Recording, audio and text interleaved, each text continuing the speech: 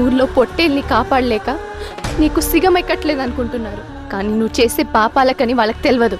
మీ నాన్న, తాత, ముత్తాతలు ఎంత పవిత్రంగా ఉండేవాళ్ళు. అయినా వాళ్ళు చదువుకుంటే మీకేమవుతుంది? అమ్మా!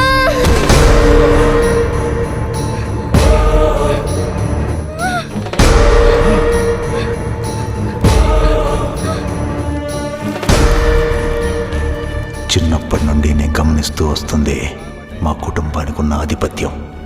ఎవడైనా మా కింద కూర్చొని తలదించాల్సిందే. అదే మా హోదా, ఐశ్వర్యం అనుకుంటున్నప్పుడు ఒకడొచ్చి మా నాయన ముందు నిలబడ్డాడు. చెప్పులేసుకొని. మా నాయన మంచోడు, నాలా కాదు. చదువుకున్న అనంగానే కరిగిపోయిండు.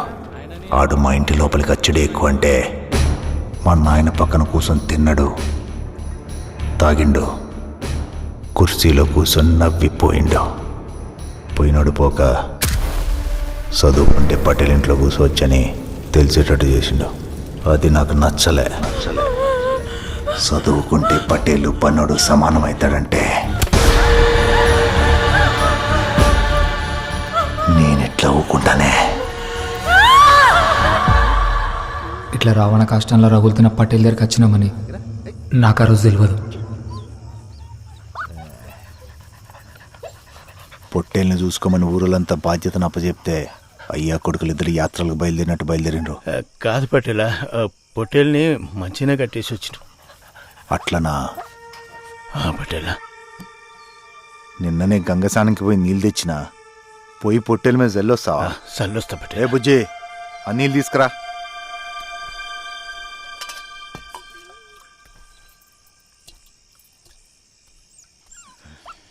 ఏయ్, నువ్వు కాదు, నువ్వురా.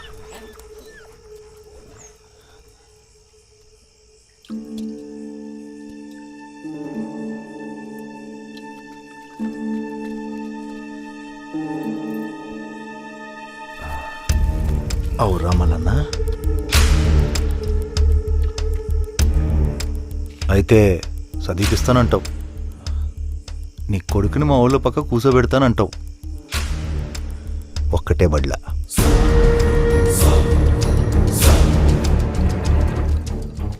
ఎంత ధైర్యం రా శంకర జాతి నా కొడకో! గదేంది పటేలా, పోరాగాన్ని బడిలో చదివి నీకే ధైర్యంతో పనే ఉంది పటేలా.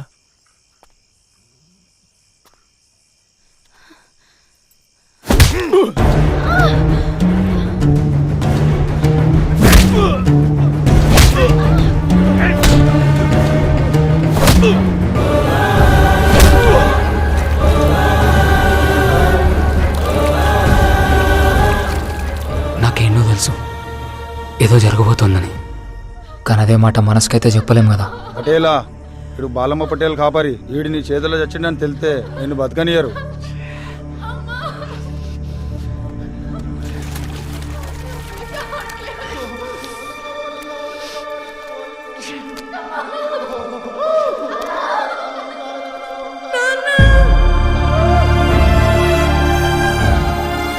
ఏదైతే జరగద్దు అనుకున్నానో అదే జరిగింది.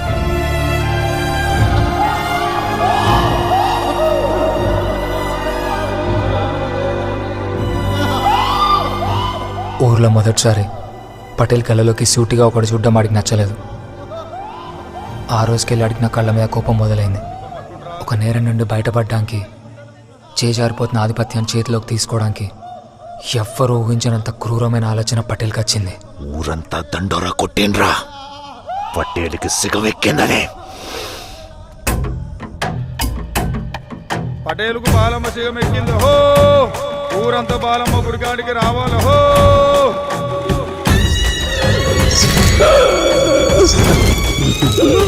బాలమ్మ, ఇన్నాళ్ళ గుర్తుకొచ్చినమా తల్లి. 2 పుష్కరాలుగా ఊర్లో వర్షం జాడనైతే లేకపోయా. ఏం రోగమో ఏమో, బాణాలు మొక్కలు రన్ను రాస్తున్నాయి తల్లి. ఏమైనా తప్పు చేస్తే క్షమించు, కానీ మా ఊరిని మొత్తం విడకు తల్లి.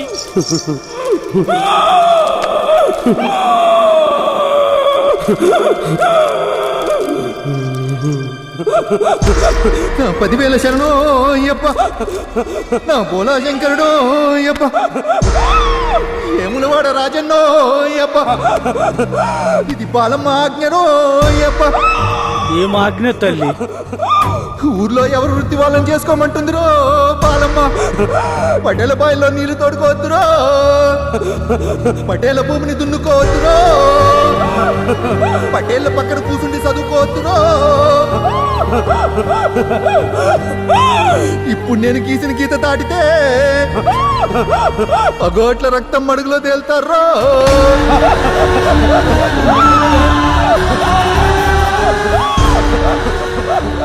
అమ్మ తల్లి తప్పైపోయింది, నీ బాంచ తల్లి తెలియక చేసిన. తప్పైపోయింది బాలమ్మ, నువ్వు గీసిన గీత లోపలనే ఉంటాం. రై బాలమ్మ పటేల్ తీసుకురా.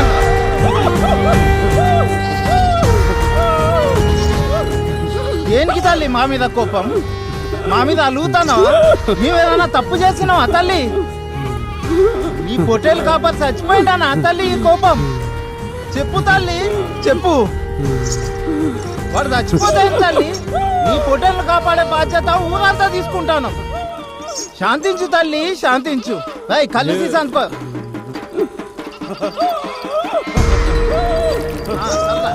12 ఏళ్ళు దీన్ని కాపాడతాం తల్లి, కంటికి రెప్పలా కాపాడతాం తల్లి. నువ్వు శాంతించు తల్లి. పొట్టేలు చర్తీకి పోయేసరికి పటేల్ గుండె జారినంత పని అయింది. కానీ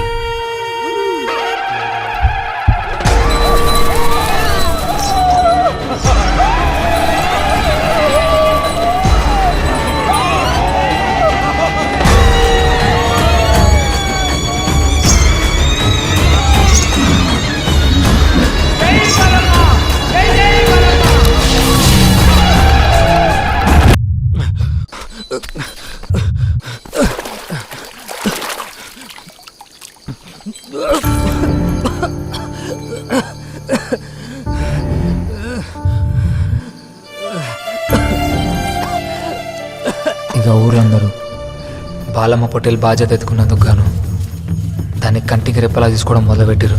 అమ్మా బాలమ్మ ఇన్నేళ్ళ కర్ణించినవా? రాత్రి పగలనే తేడా కూడా మర్చిపోయారు.